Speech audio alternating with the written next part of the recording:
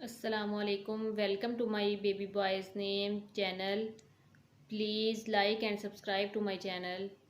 نیم ہے ابو بکر. ابو بکر کے معنی ہیں پہلی پوزیشن والا.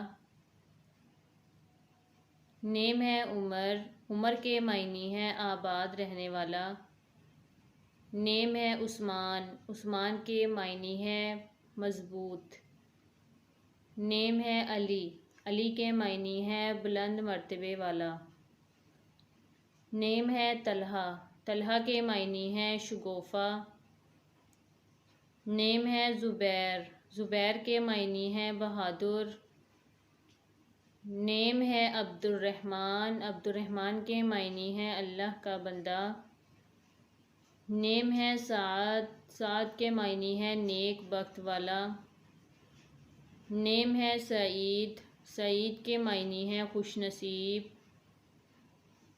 نیم ہے ابو عبیدہ. ابو عبیدہ کے معنی ہیں کنیت.